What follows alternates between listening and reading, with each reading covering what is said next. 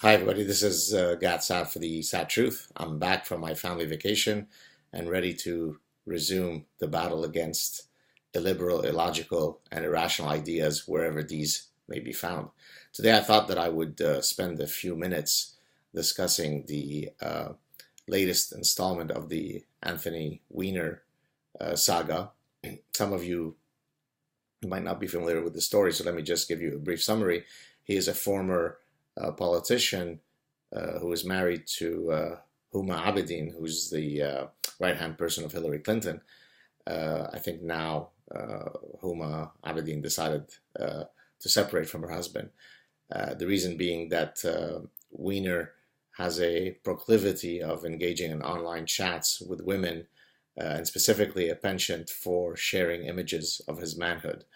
Uh, Apparently, that's frowned upon in marriages. Go figure. But in any case, what I thought that I would do today is discuss, what it is that he thinks he's achieving in engaging in this behavior. I mean, you would think that if he's doing this, it's because he thinks that the women with whom he's communicating are appreciating those images. And so, is that true? And if not, why would he be failing so miserably in this particular communication strategy? And so here I will refer to, I guess, two ideas. One, both in some sense could be linked to evolutionary theory. So first, I'd like to bring up theory of mind. So this is the idea that developmentally speaking, children develop theory of mind in a natural manner, whereby they start learning to infer the intents and the beliefs and the preferences and the actions uh, in the minds of others, right? And so they're no longer, if you like, stuck in a self-centered state where they actually, at some natural point, begin to infer what might be in the minds of others, and hence they have theory of mind. And so there is good evidence that children who suffer from autism oftentimes exhibit a lack of theory of mind. And so in that case, it would be the inability to infer what is in the mind of others and to act accordingly.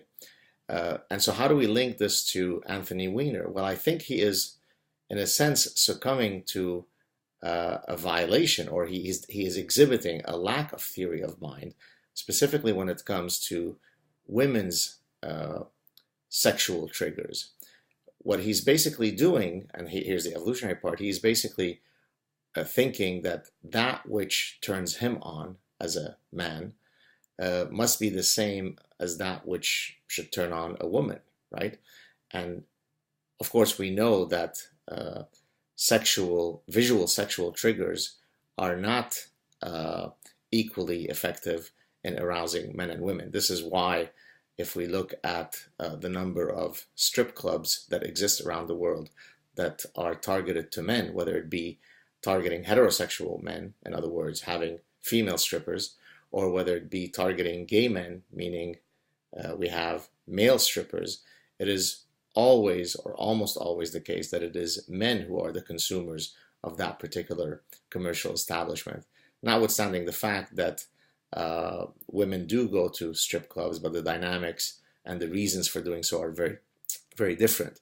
And so what Weiner is basically doing is he's saying, well, I mean, if I find images of female genitalia arousing, and if that's what gets me in the mood, then I assume that that's exactly what must be the case for women. And so Anthony Weiner truly does not understand female sexuality. Now, that doesn't mean, of course, that women don't appreciate or are not aroused by visual imagery, but I can promise you that women will not turn into insatiable love machines simply because you send a photo of your penis to them. Incidentally, I did a study published in 2003 with one of my former doctoral students, Tripat Gill, where we looked at gift giving in a variety of ways. One of which was we asked men and women to tell us why they think, why do they give gifts to their romantic partners? And then we asked them to tell us why they think their partners give them gifts. And what we found is that men were blissfully poor at understanding the ritual involved. In other words, they thought that the exact same reasons why they gave gifts to women are exactly those that drive women to give men gifts. So if a man gives a gift to a woman because he wants to have sex with her, ultimately, then he assumes that that's why a woman gives him a gift. On the other hand, women were much better calibrated in understanding the dynamics of that ritual, and that they understood that the reasons why they give gifts to men are different from the reasons why men give them gifts. And here we explain the idea that it would make sense from an evolutionary perspective for women to better be able to understand the dynamics of that ritual. If every woman were to fall victim to empty promises of a man who tells her, hey, here's a flower, now let's go behind the bushes, I will love you forever, let's have sex, that would probably not be an optimal strategy for mate choice. And so in the exact same way that men in this gift-giving context were quite poor at reading the intent of women and how those might be different from men, this is exactly what Anthony Weiner is doing. He is exhibiting a profound lack of theory of mind within the mating domain, right? He is thinking that all I have to do is point the iPhone to my crotch area, show the woman in question all of my glory, and she's mine.